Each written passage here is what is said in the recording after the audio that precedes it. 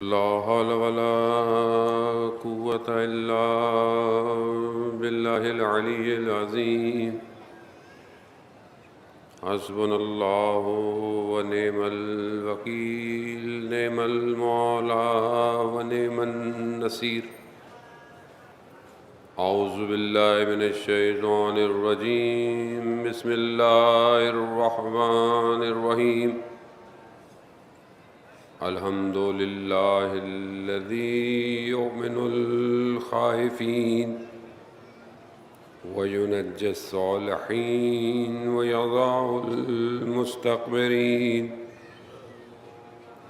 ويهلك ملوكا ويستخلف آخرين والصلاة والسلام على رسول ثقلين محبوب رب المشرقين والمغربين جد الحسن والحسين نبينا سيدنا أبي القاسم محمد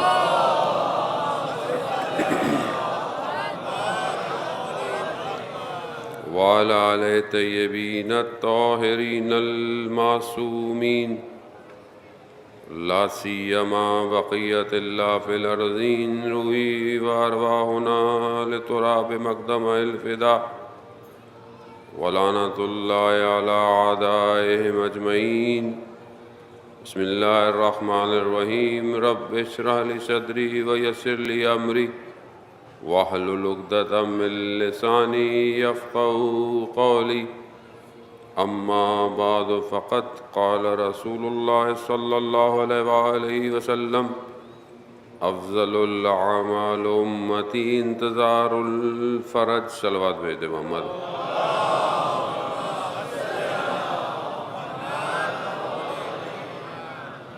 عزیزاران شہید الشہداء ماہ محرم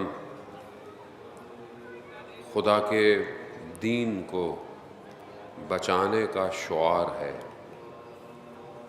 اگر آج اسلام زندہ ہے اور آج ہم عبادت اور نمازوں کو انجام دیتے ہیں تو یہ سب امام حسین علیہ السلام کی اس قربانی کا نتیجہ ہے۔ اور ظاہر ہے یہ کربلا کا واقعہ یہ ہمیں عمل کی دعوت دیتا ہے اور عمل ہی انسان کو کمال کی طرف لے کے جانے میں ایک ذریعہ ہے۔ خود آپ تصور کریں کہ بہرحال جو روایات ہمیں بیان کرتی ہیں کہ ایک شخص اگر چاہتا ہے کہ جنت جائے تو اسے عمل صالح انجام دینا پڑتا ہے، ایک ایسا عمل جو نیک عمل ہو، جو صحیح عمل ہو، جو سالم عمل ہو، اور اس عمل کو انجام دینے سے پہلے اس کی نیت دیکھی جاتی ہے کہ اس کی نیت کیا تھی۔ اس نیت کو ڈرائیو کرنے کے لیے، موو کرنے کے لیے اس کے اندر انگیزہ ضروری ہے، اس کے اندر ایک ایسی چیز، ارادہ جو اس کو آگے کی طرف لے کے بڑھے۔ خود جب انسان ارادہ کرتا ہے تو پھر اب اس کو ڈیپینڈ کرتا ہے کہ اب اس کی نیت کیا ہے، پھر نیت عمل کی طرف، عمل کے بعد پھر اس کے بدن کے اعضاء حرکت کرتے میں آتے ہیں، کام کرنا شروع کرتے ہیں، جو بھی وہ کام کرتا ہے، اور وہ کام اگر رضائے الہی کا باعث بن جائے تو پھر یہ ہے کہ وہ بہشت میں جائے گا۔ یہ پورا پروسیجر ہے، یہ پورا پروسیجر ہے، آپ کو ادا کرنا ہے اس پروسیجر کو۔ لیکن خدا نے کچھ ہستیوں کو خلق کیا کہ جن کا دیکھنا ہی جنت میں جانے کا باعث بن گیا، جن کا ذکر بھی بہشت کے لیے جانے کا راستہ بن گیا۔ وہ یہ پورا پروسیجر تھا، یہ پورا پروسیجر کہاں گیا؟ اچھا، یہ پورا پروسیجر جو میں نے آپ کو پہلے بتایا، جب آپ انجام دیں گے، جیسے آپ اپنی کمپنی میں کام کرتے ہیں، آپ کوئی بھی کام کرتے ہیں، ایک فلو چارٹ ہوتا ہے، ایک طریقہ ہے، اس کے بعد ایک فائل پاس ہوگی، ایک چیز نکلے گی، سائن ہوگی، اور پھر اس کے بعد ایک نتیجہ آپ کی خدمت میں ہوتا ہے۔ خوب اللہ کا بھی نظام ایسی ہے، لیکن خدا نے کچھ ہستیوں کو رکھا ایسے ہے کہ اگر آپ آج کی دنیا میں بھی ان کی جا کے حرم کی زیارت بھی کر لیں تو کیا کہا جاتا ہے؟ وجب لہ الجنہ، آپ کے اوپر جنت واجب ہو گئی. یعنی یہ تو پورا عمل تو کرنا تھا.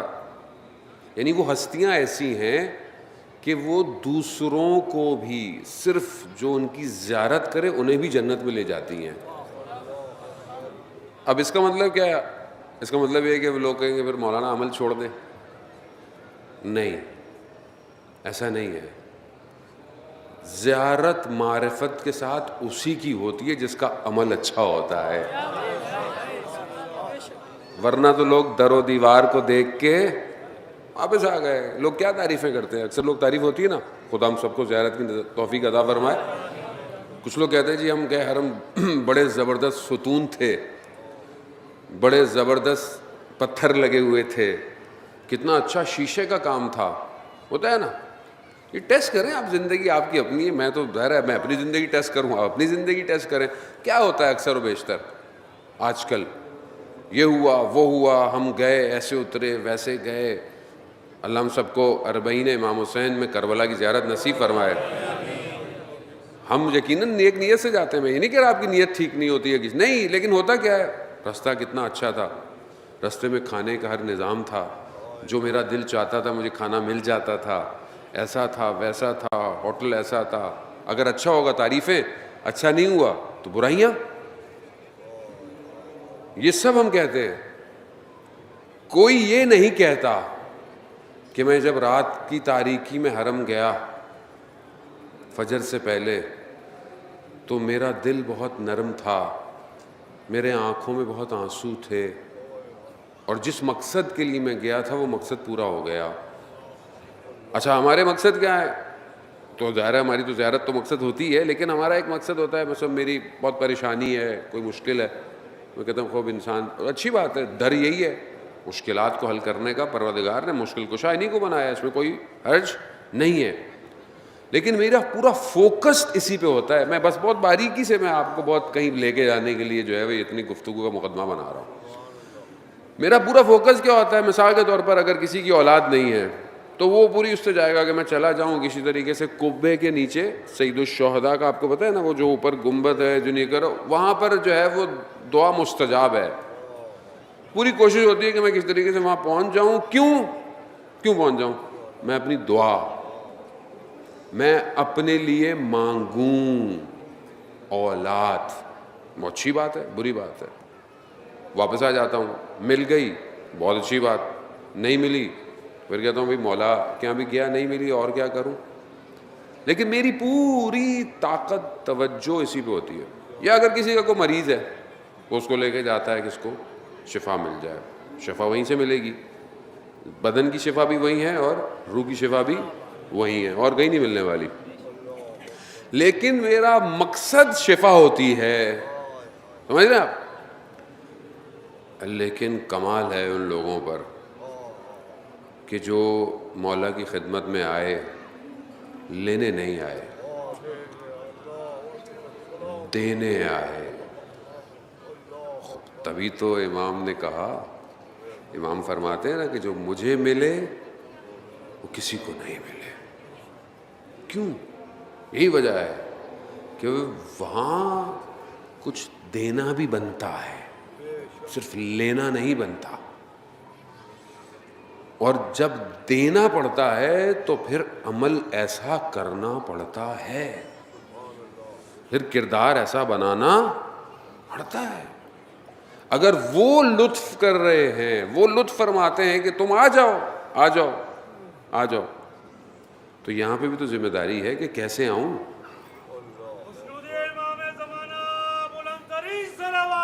اللہم صلی علی محمد. صاحب کی خدمت میں کل میں نے امام رضا علیہ السلام سے حدیث آپ کی خدمت بیان کی، اللہم صلی علی محمد. امام نے کہا نا ابن شبیب جو ہے وہ، اور گریا کرو، یہ گریا تمہارے گناہ صغیرہ کبیرہ سب کو کیا کرے گا؟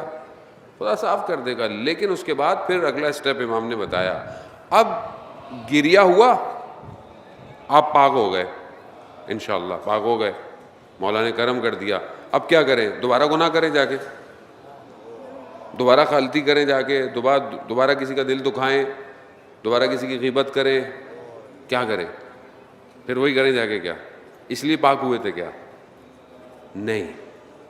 جب پاک ہو گئے تو اب امام کوئی ذمہ داری کی طرف لے کے آ رہے ہیں کہ اب جب تم پاک ہو جاؤ اور جب بھی امام کو اور ان کے اصحاب کو یاد کرو تو یہ جملہ کہو جو ہم ہر اکثر زیارت میں پڑھتے ہیں، یا لیتنی کنت معاکم، کہ جب بھی امام حسین کو اور ان کے اصحاب کو یاد کرو تو یہ جملہ ضرور کہو کہ کاش ہم آپ کے ساتھ ہوتے تو ہم بھی کامیاب ہو جاتے. یہ کب کہیں گے آپ؟ جب آپ مقصد عمل کو بہتر کریں گے.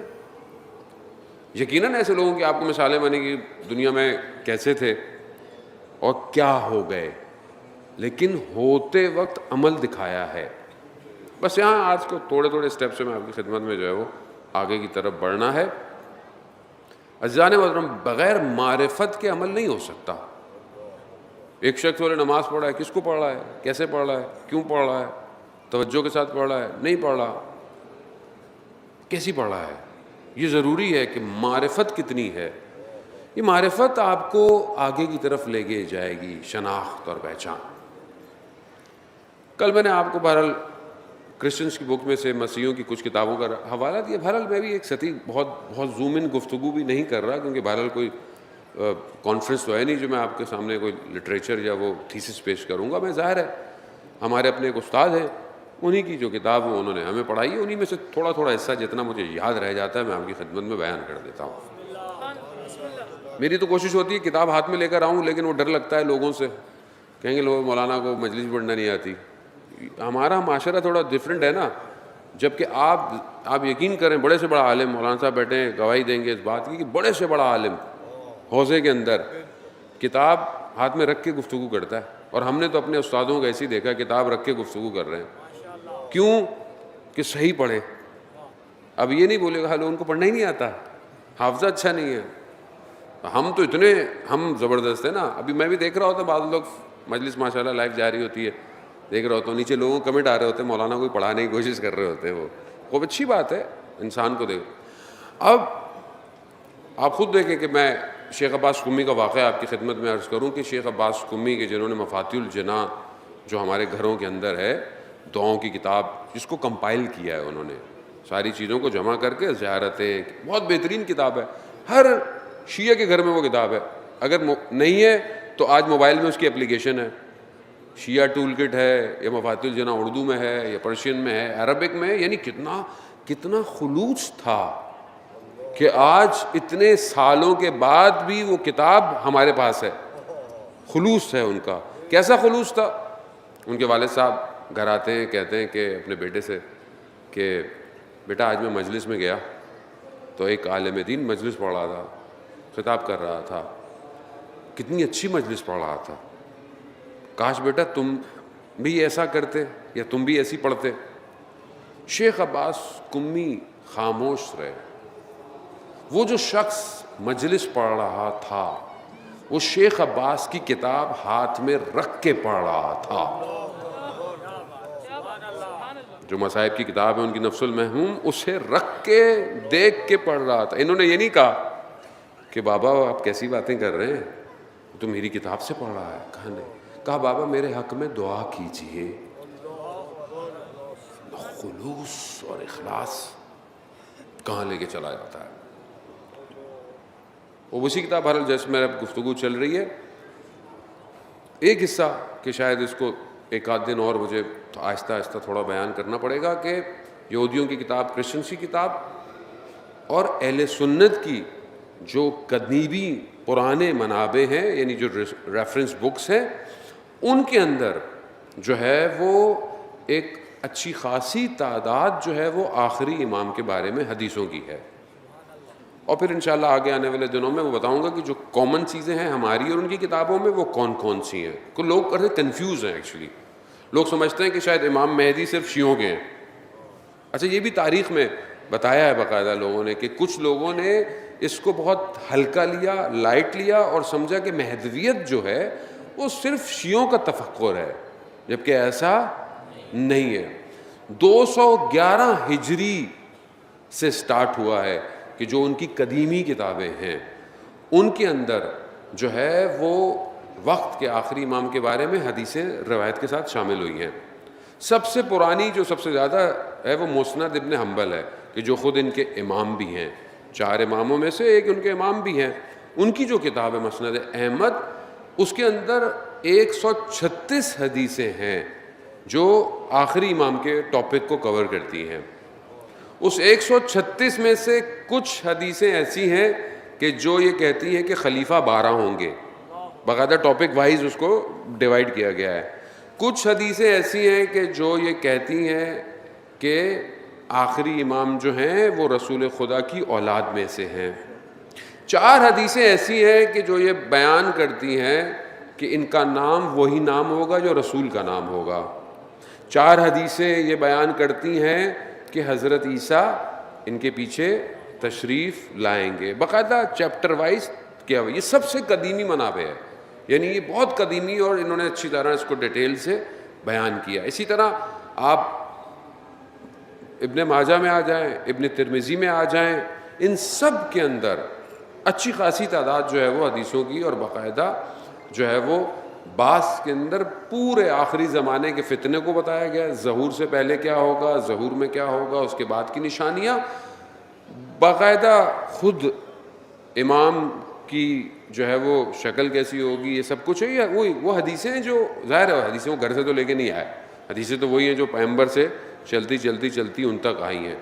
تو یہ بعض وقت ہم کنفیوز ہوتے ہیں، جو ایک شبہات بھی ہیں اس میں بہت سارے، کہ میں انشاءاللہ اس کو آہستہ آہستہ کوشش کروں گا جتنا ان چند دنوں میں کور کر لوں، کہ جو کنفیوژنز ہیں، شبہات جو ہیں، وہ ہمارے آپس کے جو امام کے بارے میں اس کو کور کریں، کیونکہ ہمارا کوشش یہی ہے کہ خود امام ہماری مدد کریں کہ ہم اس پیغام کو یونیورسل کریں، جہانی کریں۔ اب آپس کے اختلاف بہت ہو گئے، بہت ہم نے ایک دوسرے کو جو ہے وہ آگے پیچھے کر لیا۔ اب ہم جمع ہوں ایک نقطے پہ، اس ایک نقطے پہ کہ جو جہان کی نجات ہے، اس کی طرف بڑھیں، اور وہ کوئی بھی نہیں ہے سوائے امام کے، ہم امام کی طرف لے کر آئیں۔ اب یہ جو ایک شبہ ہے کہ امام پیدا ہوں گے ان کی کتابوں میں، اور ہماری کتابوں ہماری طرف ہے کہ امام پیدا ہو چکے ہیں، تو اس میں کوئی اختلافی بات نہیں ہے عزیزان محترم۔ ظاہر ہے ایک شخص جب ظہور کرے گا، فرمائے گا، تو ظاہر ہے وہ پیدا ہوگا نا۔ تو اب ہمیں تو یہ نہیں پتا کہ کب پیدا ہوگا۔ اگر ہم یہ بھی دیکھیں کہ اس نے پیدا ہونا ہے تو مسئلہ ہو سکتا ہے وہ اگر کل ظہور ہو جائے انشاءاللہ، تو اس کا مطلب ہے وہ شخص پہلے پیدا ہو چکا ہے، تو اس میں کوئی اختلافی بات نہیں ہے، خوب امام پیدا ہو گئے۔ ہمارے حساب سے، منابع کے حساب سے امام پیدا ہوئے ہیں۔ اب اس کے پاس ہمارے پاس دلائل ہیں۔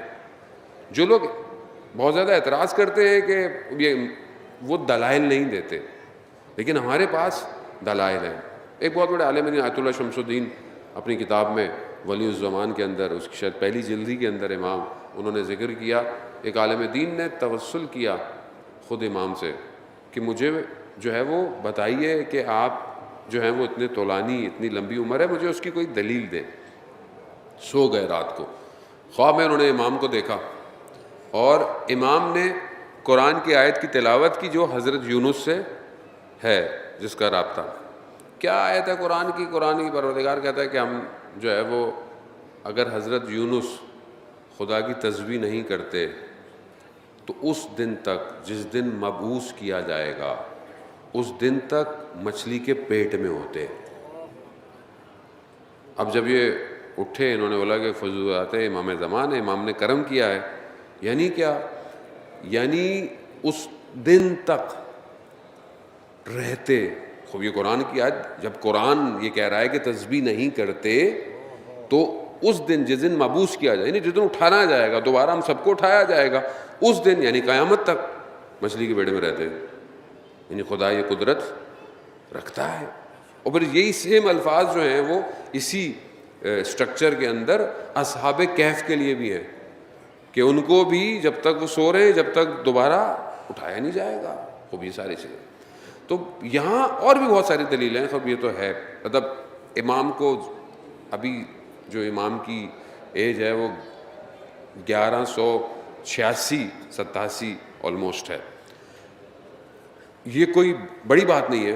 حضرت نوح 2500 سال زندہ رہے, تو جو حضرت نوح کو زندہ رکھ سکتا ہے تو وہ آخری امام کو زندہ نہیں رکھ سکتا. تو اب یہی ہے کہ بہرحال ہم اب امام تک, میں نے پہلے آپ کو کہ امام جو ہیں وہ ایسا نہیں ہے کہ نہیں ہیں یا ہیں, نہیں ہیں, امام کی شناخت نہیں ہے اصل میں. یہ شناخت مہم ہے, یہ جو ہم اتنی بہرحال خدا میں توفیق دیتا ہے محنت کر رہے ہیں, یہ ہم شناخت کے لیے کر رہے ہیں. امام ہیں, موجود ہیں, امام ملتے بھی ہیں, آتے بھی ہیں, جاتے بھی ہیں, روایات ہیں. امام عام لوگوں کے درمیان میں موجود بھی ہوتے ہیں, امام گزر بھی جاتے ہیں کسی کے پاس سے. جب تک امام خود نہ چاہیں کوئی پہچان نہیں سکتا امام کو.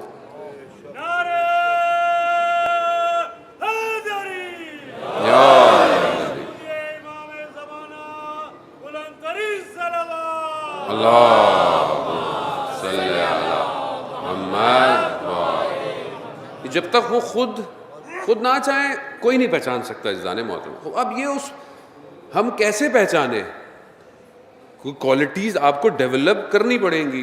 اب کیسے پہچانیں گے آپ؟ جن لوگوں نے پہچانا ہے یا جنہوں نے پہچانا تھا اپنے زمانے میں, وہ یا ابھی بھی جو لوگ پہچانتے ہیں, وہ اپنے اندر کوالٹیز کو دیکھیں. اگر ہم نارمل آدمی رہیں, ایک وہ عام شخص جو معاشرے میں نارمل رہتا ہے, سارے کام کرتا ہے, نارمل ہے, تو عام آدمی امام کو نہیں چاہیے. میں آپ کو صاف کہہ دوں, یہ عام آدمی امام کو نہیں چاہیے.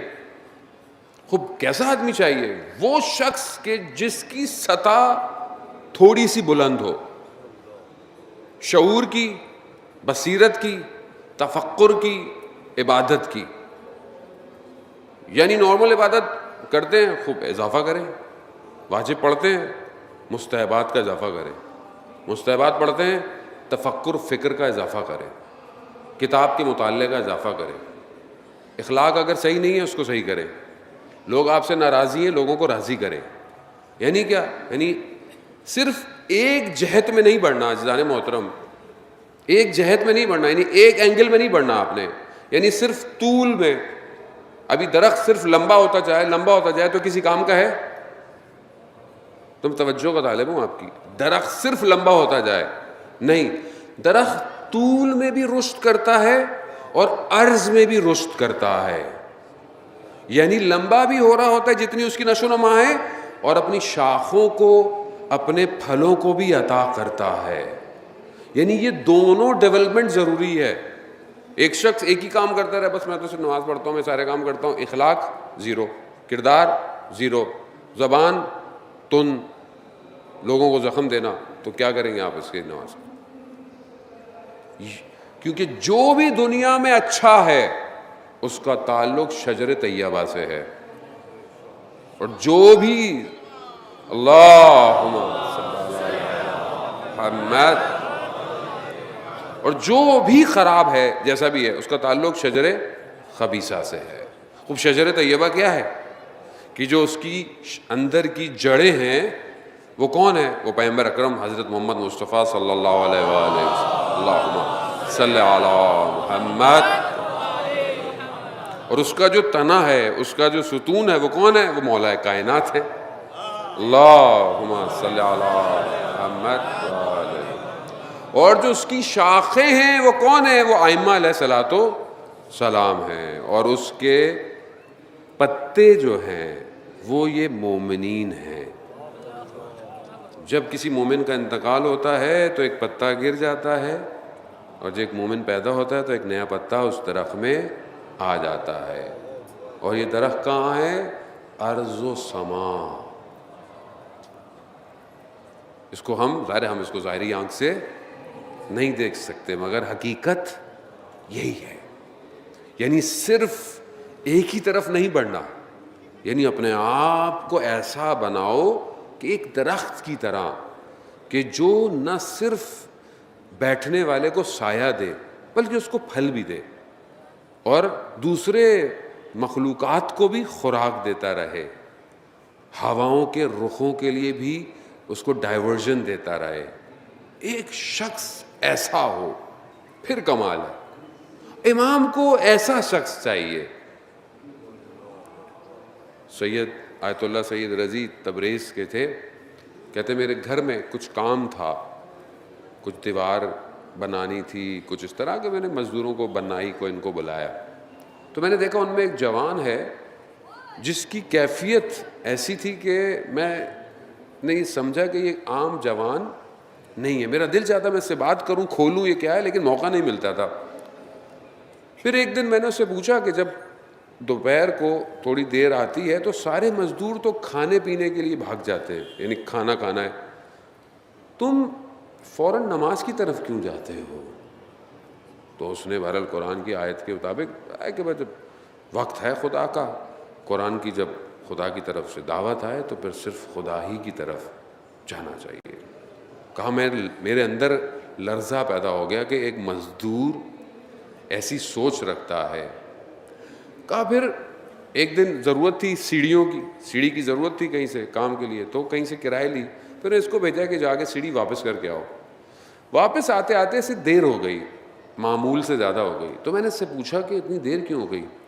کہا کیونکہ سیڑھی لمبی تھی اور گلی میں جو دیواریں ہیں وہ حق الناس ہے، تو کہیں اگر کسی کی دیوار پہ سیڑھی لگ جاتی تو میں اس کا مدیون ہو جاتا، مجھے اس کو دینا پڑتا کچھ نہ کچھ. تو میں بہت احتیاط سے سیڑھی. تو کہا میں نے فوراً پوچھا تمہاری امام سے ملاقات ہوئی ہے؟ تو اس نے بولا ہاں 1 گھنٹہ پہلے آپ ہی کے شہر میں تھے امام. تو آیت اللہ کہتے ہیں کہ میں کیسے ان سے مل سکتا ہوں؟ تو جوان کہتا ہے کہ مل سکتے ہیں اگر آپ اپنے آپ تک خود پہنچے. یعنی اپنے آپ تک خود پہنچنا کیا ہے؟ یعنی اپنے آپ کی مراقبت کرے، اپنا خیال رکھے. ہم لوگ کتنا اپنا خیال رکھتے ہیں؟ ہم لوگ کتنا اپنے آپ کو کتنا اپنا آپ خیال رکھتے ہیں؟ ہم سے جو منہ سے نکل گیا، جو سن لیا، جو دیکھ لیا، جو بول دیا. اپنا خیال کتنا ہے؟ اب اس کو میں تھوڑا سا سمجھاؤں. اپنا خیال رکھنا کہ مثال کے طور پر خدا نہ خواستہ کوئی بیمار ہے، جیسے آج کل لوگ بیمار ہیں، خدا ان سب کو شفا کاملہ عطا فرمائے. کوئی بیمار ہے، اب وہ بیمار ہے، وہ تو ہل نہیں سکتا نا، تو اس کا خیال کون رکھتا ہے؟ ڈاکٹر، نرس، میڈ، کوئی نہ کوئی رکھتا ہے. وہ ہر وقت پہنچتا ہے، دوائی چاہیے، پانی چاہیے، اٹھانا ہے، بٹھانا ہے، انجیکشن لگنا ہے. یعنی کوئی اس تک پہنچتا ہے. نہیں پہنچے تو کیا ہوگا؟ ختم. ہماری کیفیت اسی مریض کی طرح ہے. ہمیں نظر نہیں آ رہا کہ ہم کتنے مریض ہیں، اور کوئی اور نہیں پہنچے گا. خود پہنچنا ہے. ہم کوئی نیک کام کرتے، نور آتا ہے. نور نظر نہیں آئے گا، نور آتا ہے. لیکن پھر کیا ہوتا ہے؟ مثلا نماز پڑھی، نور آیا. باہر نکلے، آنکھوں نے گناہ کیا، نور چلا گیا. پھر کوئی قرآن پڑھا، نور آیا. پھر کیا ہوا؟ غیبت ہو گئی، نور چلا گیا. یعنی کیا؟ یعنی ہم نور کو رکنے ہی نہیں دے رہے. باقی آپ سب ماشاءاللہ سمجھدار ہیں، جوان ہیں، آپ کے سامنے ہیں. ہم نور کو جمع نہیں کر رہے. ہم آتا ہے فوراً، ہم کوئی ایسا کام کرتے نور چلا جاتا ہے. یہ عزیزان محترم، آیت اللہ نخودکی اصفہانی کے جو مشہد مقدس میں دفن ہے، ان کے بارے میں کہتے ہیں کہ وہ نور کو تجمع کرتے تھے، نور کو جمع کرتے تھے. اور کیا مقام تھا؟ مقام ایسا کہ بیٹے سے کہا کہ بیٹے دیکھو جاؤ چھت پہ جا کے کہ چاند نکل آیا ہے. گیا وہ چھت پہ، کہا بابا بادل ہیں، چاند نظر نہیں آ رہا. کہا جاؤ بادلوں سے کہو کہ نخودکی اصفہانی کہہ رہا ہے ہٹ جائیں، مجھے چاند دیکھنا ہے. بادل ہٹ گئے. کیسے آدمی وہ خود کہتے تھے کہ مشہد میں کوئی سائل صرف میرا دروازہ کھٹکھٹائے، بولے بھی نہیں، اس کی مشکل حل ہو جائے گی، چلا جائے. لیکن میں نہیں چاہتا کہ کوئی میرے دروازے پہ آئے جب امام رؤوف ہے مشہد میں تو میرے پاس آنے کی ضرورت نہیں. خوب یہ رابطے کیسے ہو گئے, یہ شناخت کیسے ہو گئی؟ زحمت کی ہے, محنت کی ہے. اب آپ بولے نہیں مولانا صاحب فارمولہ دیتے ہیں جلدی سے نکل جائے, تو کوئی فارمولہ نہیں ہے. فارمولہ یہی ہے, اس سے آسان فارمولہ کیا ہے؟ ایک جملے میں آج ویسے بھی دن جن کے لیے ایک ہے, اپنے آپ کو آزاد کر دو, ختم, حر بن جاؤ. یہی فارمولہ ہے, بس پہنچ جاؤ گے. باقی وہ جانے اور ان کا کام, لیکن آزاد تو کرو اپنے آپ کو. جکڑے ہوئے ہو, امام تک وہی پہنچے گا جو آزاد ہوگا. اگر ایک شخص اپنی خواہشات میں جکڑا ہوا ہے, اپنے کاموں میں جکڑا ہوا ہے, اپنی زندگی میں جکڑا ہوا ہے, اپنے معاملات میں جکڑا, وہ نہیں ہو سکتا. آیت اللہ شمس الدین بیان کرتے ہیں تہران کا تاجر تھا, مشکل میں تھا. بھلے میں آپ کو واقعہ اس لیے سناتا ہوں کہ بعض علماء صاحب واقع اصل مسئلہ ہوتا ہے کہ کہیں لے کے جانا ہوتا ہے, اور داستان میں واقع میں یہ کوالٹی ہے, اور مستند ہے واقعات ہے. میں خواب نہیں سناتا آپ لوگوں کو, میں نے خواب دیکھا, ایسی کوئی بات نہیں ہے. مستند کتاب. آیت اللہ شمس الدین آیت اللہ عظمیٰ بہجت کے وہ خاص شاگرد ہیں کہ جنہوں نے دنیا میں تبلیغ کی ہے, دوسرے ملکوں میں جا کر. خاص آیت اللہ بہجت کے شاگرد ہیں, اور انہی کی 39 جلد کتاب میں سے جو مختلف ٹاپک پر ہے, کہ جو ابھی 100 جلدیں چھپنا باقی ہیں, 39 چھپ چکی ہیں, انہی میں سے میں آپ کی خدمت میں بیان کرتا ہوں. میں کتاب کا ریفرنس دیتا ہوں اگر کوئی بات کہتی ہے, میں کوئی اپنی طرف سے بات نہیں کرتا. خدا نخواستہ کسی کے ذہن میں آئے کہ مولانا صاحب جو ہے وہ اپنی طرف سے کوئی داستان بنا رہے ہیں, ایسا کوئی نہیں ہے. عزیزان محترم, آیت اللہ شمس الدین بیان کرتے ہیں کہ ایک تاجر تھا تہران میں, مشکلات ہوئی, مالی مشکلات کا شکار ہو گیا. ایک عارف کی خدمت میں گیا, انہوں نے کہا کہ یہ عمل کرو, ختم کرو, مشکل حل ہو جائے گی. انہوں نے عمل کیا لیکن مسئلہ حل نہیں ہوا. ایک دن دیکھا کہ وہ عارف, وہ بزرگوار ایک بوڑھے شخص کے ساتھ سڑک میں جا رہے ہیں. میں پہنچ گیا ان کے پاس, میں نے کہا کہ میرا مسئلہ حل نہیں ہوا. کہا تمہاری مشکل کی دوا ان کے پاس ہے, یعنی اس بزرگ کے پاس ہے. وہ کون تھے؟ وہ رجب علی خیاط تھے. وہ شخص جو کہ ٹیلر تھا, لیکن اللہ نے اسے کہاں پہنچا دیا, عالم برزخ بے عین ہی کھلا ہوا ہوتا تھا. کہا میری مشکل ہے. کہا تمہاری مشکل یہ ہے کہ تمہارے بہن کے شوہر کو 4 مہینے ہو گئے مرے ہوئے, تم نے اپنے بہن اور اس کے یتیموں کو پرواہ نہیں کی, تم نے کوئی ان کی خبر نہیں لی. جاؤ رسیدگی کو. وہ گیا, ان کی مدد کی, اس کا مشکل حل ہو گئی. وہ یہ کیا ہے؟ یہ حقوق العباد ہے. آپ سوچ رہے میری مشکل حل نہیں ہو رہی, میری پریشانی حل نہیں ہو رہی, میرے کام نہیں ہو رہے, میں نمازیں پڑھ رہا ہوں, میں تسبیحاں پڑھ رہا ہوں, میں 40 دن میں نے زیارتیں یہ پڑھ دی, میں نے وہ پڑھ دی, سب پڑھ دیا, وہ کہیں اور مشکل پھنسی ہوئی ہے.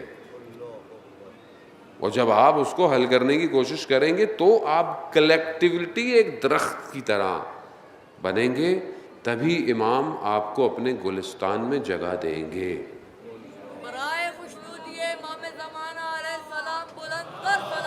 اللہم صلی علی محمد. فضلان محترم, ہماری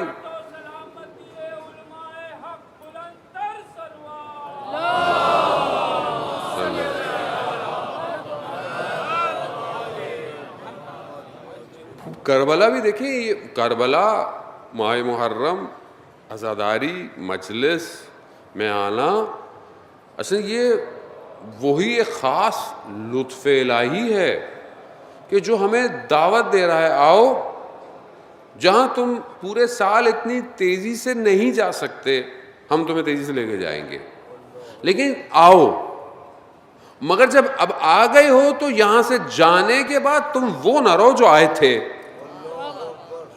خوب تبدیل ہو, کیونکہ یہ وہ جگہ ہے.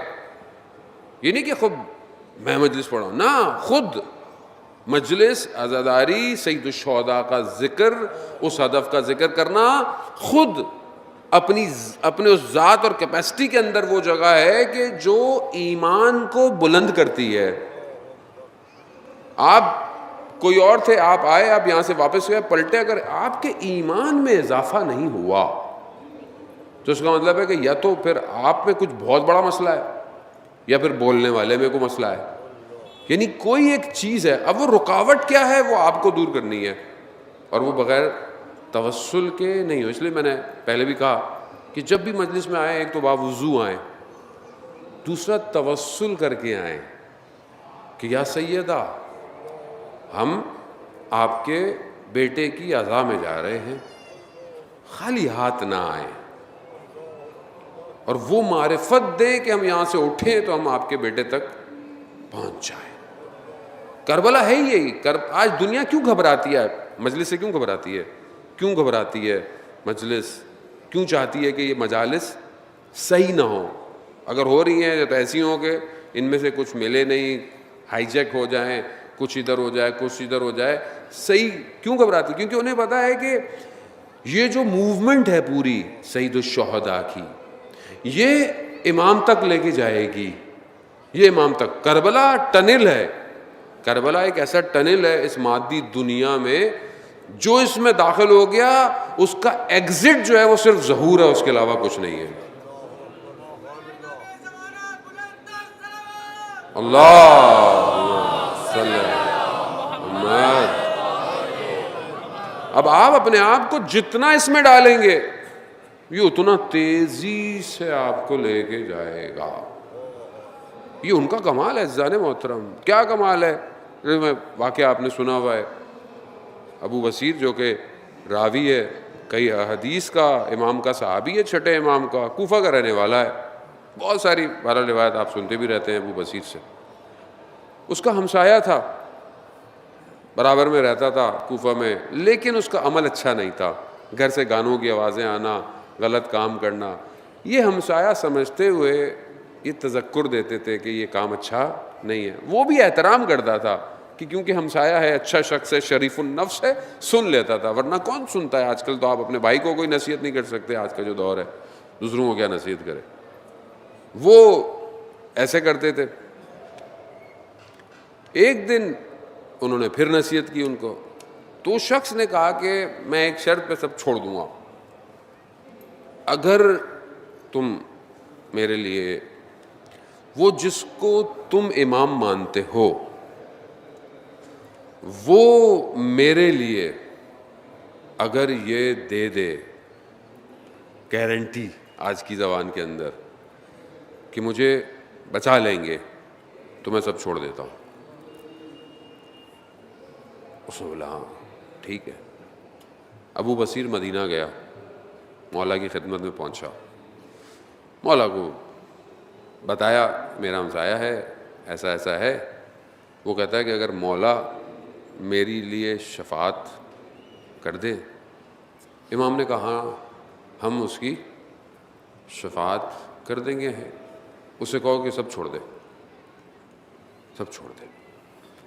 یہ واپس آتا ہے، ظاہر ہے زیارت کر کے آتا ہے، مکہ جاتا ہے، مدینہ جاتا ہے، تو لوگ ملنے آتے ہیں، محلے والے آتے ہیں، یہ بھی آتا ہے، سب جانے لگتے ہیں، اٹھنے لگتا ہے، اس کو اشارہ کرتا ہے بیٹھو۔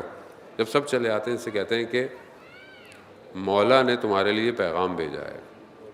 اب یہ سنتا ہے تو ویسے ہی پریشان ہو جاتا ہے کہ واقعاً میرے لیے، یقین نہیں آتا ہے اس کو، مانتا نہیں، ہاں یقین نہیں آتا۔ کہتا ہاں۔ کہا کیا؟ کہا یہ جو سب تم نے کام کرتے ہوئے چھوڑ دو، لوگوں کا حق کھایا ہے، واپس کر دو۔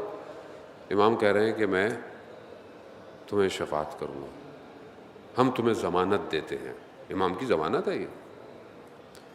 کچھ دن بعد یہ پیغام بھجواتا ہے امام کو، میرے پاس آئے وہ ابو بصیر کو، ہمسایہ ہے، یہ جاتا ہے، یہ دروازے کے پیچھے ہوتا ہے، کہتا ہے کیا ہوا؟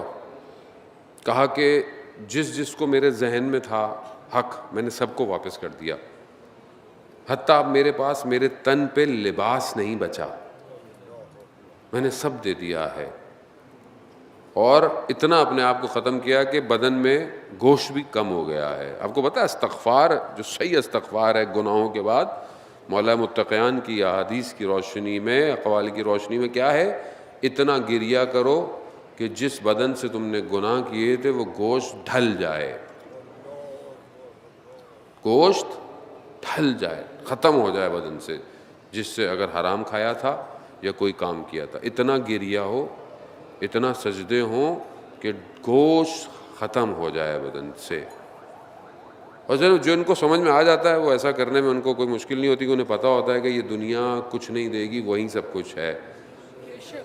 اس لیے پھر ابو بصیر نے لوگوں سے کچھ کہہ کر اس کو لباس دیا، اس کو کھانے کا انتظام کیا، چلا گیا۔ کچھ دن بعد پھر اس نے پھر پیغام بھیجا، دیکھا تو وہ بستر پہ ہے، آخری وقت ہے اس کا، ایک دم ہوش میں آتا ہے، پھر بے ہوش ہو جاتا ہے۔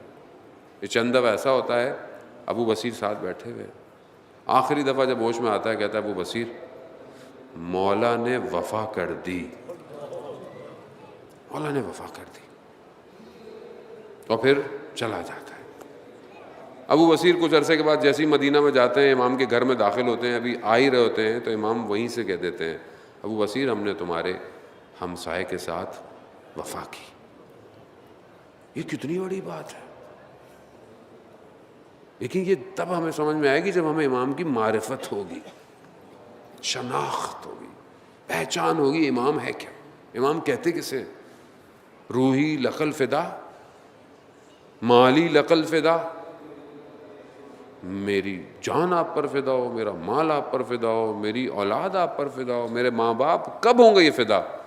جب پتہ چل جائے گا کہ سامنے خزانہ ایسا ہے۔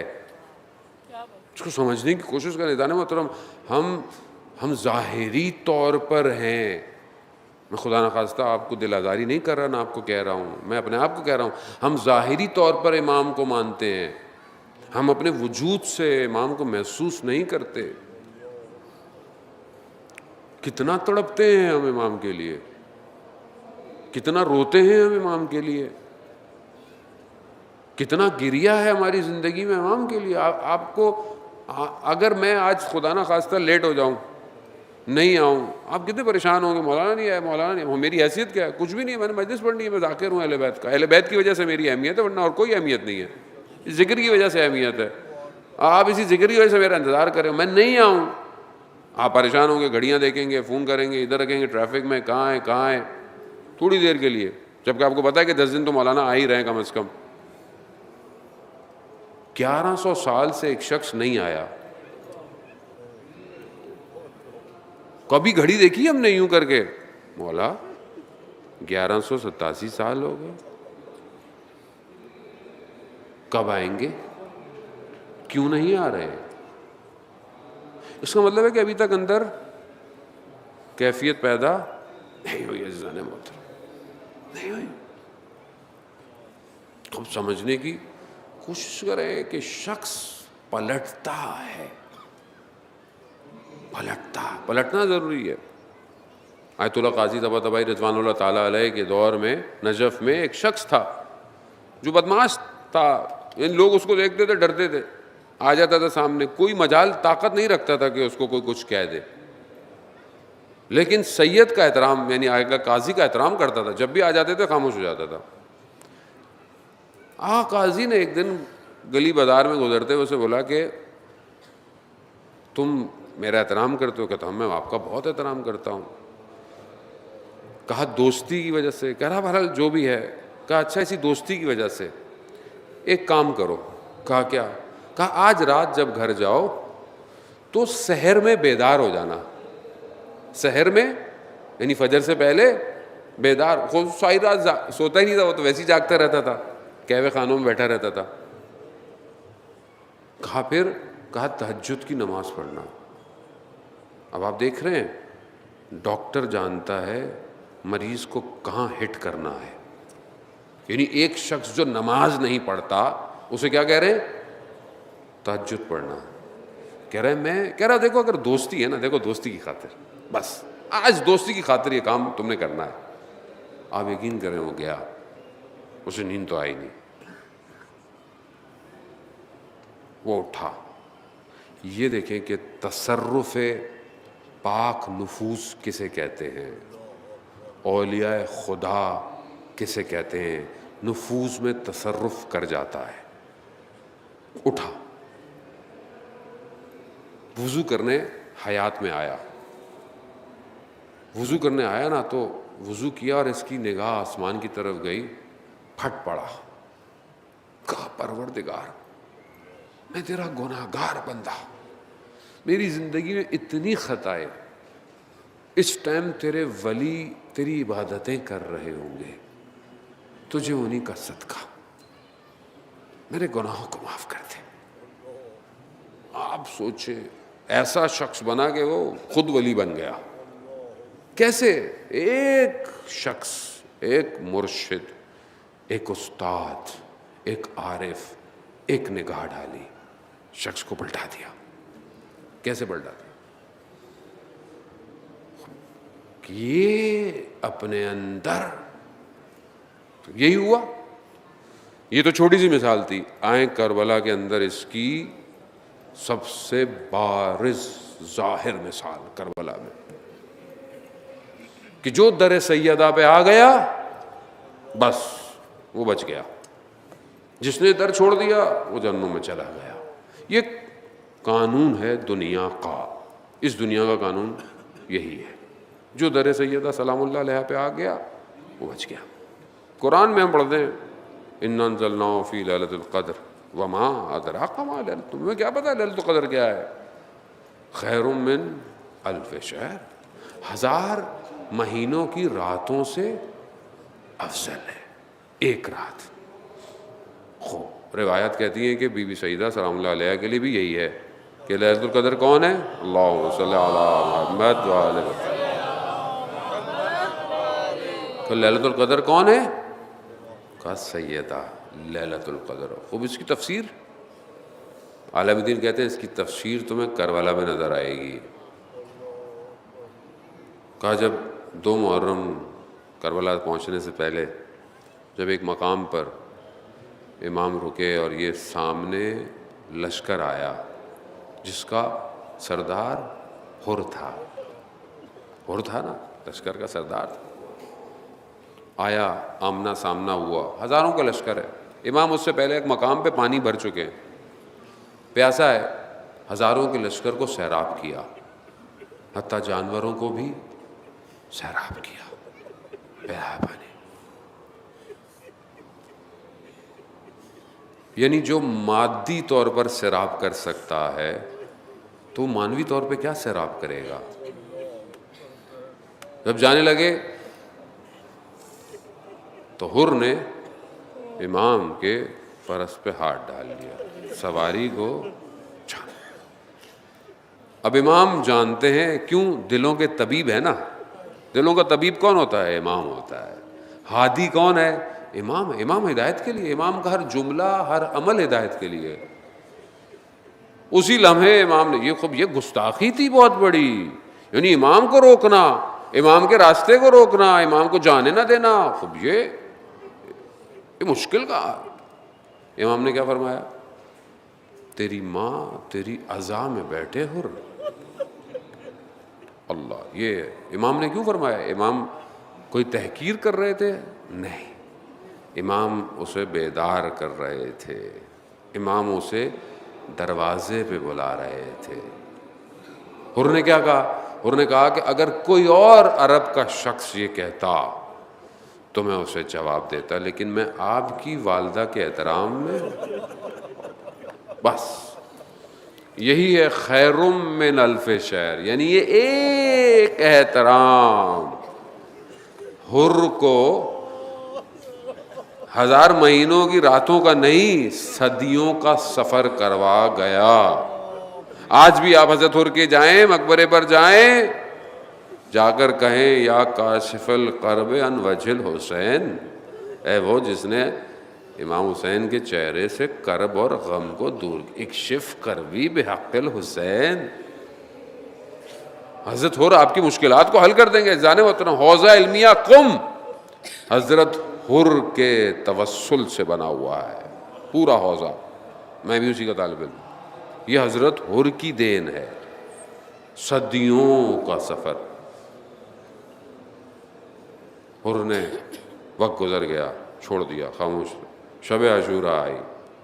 حر نے دیکھا ادھر تو معاملہ کوئی اور ہے. حر ٹہل رہے ہیں. شخص نے پوچھا کہ حر کیا ہو گیا؟ میں تمہیں پریشان دیکھ رہا ہوں. کہا میں جنگ کرنے نہیں آیا تھا، اور یہاں تو یہ کہا جا رہا ہے کہ یہاں تو صبح جنگ ہے، گردنیں کٹیں گی، بازو کٹیں گے، سب کٹیں گے. میں جنگ کرنے تو نہیں آیا تھا. تو شخص کہتا حر اگر کوئی مجھ سے کہتا نا کہ کوفہ میں سب سے شجاع شخص کون ہے تو میں تمہارا نام لیتا تھا، مگر آج تمہیں کیا ہو گیا ہے؟ کہا میں اپنے آپ کو جنت اور جہنم کے درمیان دیکھ رہا ہوں. اللہ اکبر. وہ آج ہمیں بھی آپ پر ہوئی ہے، وہ ہم پہ بھی کروا دیجیے۔ کیوں؟ کیونکہ وقت امام کو بھی ایک حر کا انتظار ہے، ایک حر کا انتظار۔ حضرت حر اپنے بھائی، اپنے بیٹے، اپنے غلام کے ساتھ امام کی خدمت میں لرزتے، کانپتے، پریشانی کی حالت میں پہنچ رہے۔ امام نے بولا کون ہے؟ کہا حر آ رہا ہے۔ کہا آنے دو، لے کر آؤ، لے کر آؤ۔ اب حر امام کے آگے شرمندہ ہے۔ کیوں؟ کیونکہ روکا کس نے تھا؟ حر نے تھا۔ اب آگے آگے امام، مولا مجھے معافی مل جائے گی؟ اللہ اکبر، اللہ۔ کریم اولاد، کریم کا کریم بیٹا، کہ جن کے در سے کبھی سائل واپس نہیں گیا، وہ کیسے جانے دیتے حر کو؟ ہاں حر آؤ، آؤ۔ حر آیا تو انہوں نے کہا مولا میں ظاہر ہے سب سے پہلے میں نے ہی آپ کو روکا تھا، میں آیا تھا تو سب سے پہلے مجھے ہی جانے دے۔ میں چاہتا ہوں کہ میں سب سے پہلے میں ہی اپنی جان کا نظر آیا، لیکن اس سے پہلے مجھے اجازت دیں میں اہل حرم سے معافی مانگ لوں۔ بس یہ حر کا کہنا تھا، اجازت ملی۔ اور خیمے کے باہر بیٹھا، نہ جانے کیا کیفیت ہوگی، ریت کو اپنے سر پہ ڈالا ہوگا، کیا کہا ہوگا، مگر ہاں حر نے یہی کہا اہل سعادات سے، مولا کائنات کی بیٹیوں سے، کہ میں معافی مانگنے آیا ہوں، میری وجہ سے یہ سب کچھ ہو گیا ہے، میں آپ کے آگے ہاتھ جوڑتا ہوں، مجھے معاف کر دیجئے گا، اور روز قیامت بی بی سے میری شکایت مت کیجئے گا کہ میں باعث بنا ہوں اس سب کا۔ یہ سننا تھا کہ حر بھی رو رہا ہے اور اہل حرم بھی رو رہے ہیں۔ ہاں حر تیار ہوا، اس سے پہلے حر کا بیٹا تیار ہوا، شجاع شخص کا بیٹا تھا، بہادر شخص کا بیٹا تھا، بہادر تھا، لڑتا رہا۔ بہرحال جب زخم لگے، ضربتیں لگیں، گرا تو اپنے بابا کو پکارا، بابا میری مدد کو آئیے۔ حر تیزی سے اپنے بیٹے کے بدن تک پہنچا، مگر کیا دیکھتا ہے؟ اس سے پہلے ارباب پہنچے ہوئے ہیں، سید الشہداء پہنچے ہوئے ہیں۔ کہا مولا آپ؟ کہا ہاں حر۔ اب ذہن میں رکھیے گا، حر پیاسا نہیں ہے، حر بھوکا نہیں ہے، حر زخمی نہیں ہے، مگر پھر بھی مولا کیا کہہ رہے ہیں؟ مولا کہہ رہے ہیں حر کراہت ہے، مکروہ ہے باپ کا جوان بیٹے کے بدن کو اٹھانا، پڑ جاؤ۔ اللہ اکبر، اللہ اکبر۔ حر کاش تم عشر عاشور تک دیکھ لیتے، یہ بھوکا پیاسا باپ، یہ زخموں سے چور باپ ایک چھوٹے سے لاشے کو اٹھائے، کبھی ایک قدم آگے بڑھاتا ہے، کبھی ایک قدم پیچھے ہٹتا ہے۔ انا للہ و انا الیہ راجعون، رزن بے قضائی۔ ہاں حر کو کیا پتا کہ آگے کیا ہونے والا ہے، خوب یہ تو ہے، لیکن ہاں عزیزان محترم، عزاداران محترم، آپ نے گریہ کیا، خدا قبول کیا، بس چند مراحل اور آپ کو آگے کی طرف۔ خوب یہ غم، یہ گریہ، اس کیفیت کو کوئی نہیں سمجھ سکتا جو سید الشہداء کی تھی۔ اور خود بھی گیا، اور خود بھی جو ہے وہ اس نے اپنے آپ کو قربان کیا مولا کے لیے، اپنے آپ کو قربان کر دیا اسلام کے لیے، اپنے نام کو۔ جب خود حر گرا، پہلے مولا نے کیا کہا تھا؟ پہلا جملہ کیا تھا جب پہلی دفعہ اس نے پکڑا تھا فرس کو؟ کہ حر تیری ماں تیری عزا میں بیٹھے۔ اب جب حر گرا، اللہ اکبر، میں قربان جاؤں اپنے وہاں پر، اپنے ایک ایک صحابی کے بدن پہ پہنچا ہے کیا کریم حسین ہے، کیا عظیم حسین ہے، ہر گرنے والے پہ پہنچا،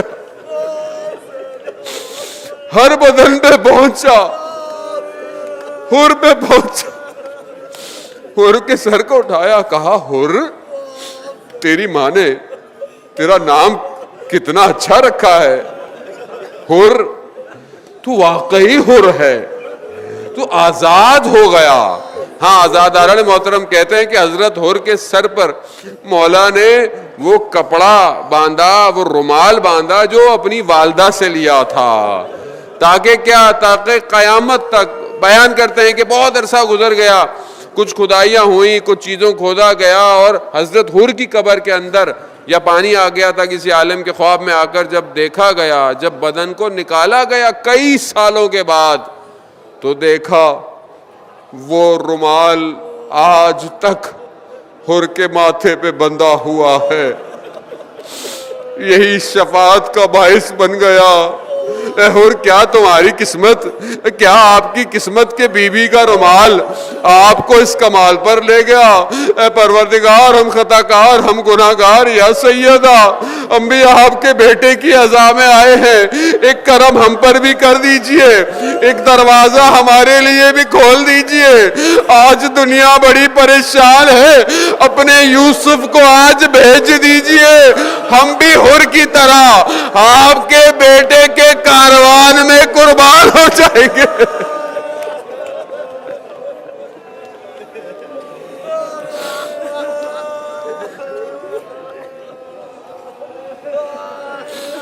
الا لعنۃ اللہ علی القوم الظالمین وسیعلم الذین ظلموا ای منقلب ینقلبون۔ پروردگار امام زمانہ کے ظہور میں تعجیل عطا فرما، ہمیں ان کے ناصروں، ان کے مددگاروں میں شمار فرما۔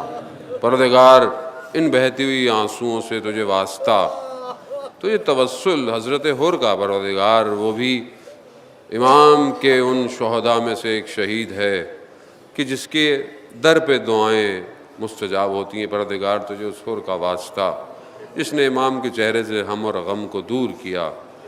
بہت لوگ پریشان ہیں، کچھ ایک بچی ہے مریم، کینسر پیشنٹ ہے، اس طرح اور بہت سارے لوگ ہیں جنہوں نے مجھے التماس دعا کہی ہے، وہ ہاسپٹل میں ہیں، آئی سی یو میں ہیں کووڈ کی وجہ سے۔ اس کے علاوہ بھی پروردگار تجھے واسطہ اس حر کے ذریعے ان سب کو شفاء کاملہ اور عاجلہ عطا فرما۔ پروردگار مجلس ماتم، جلوس، عزاداری جہاں جہاں ہو رہی ہے، ان کی جان مال عزت آبرو کی حفاظت فرما۔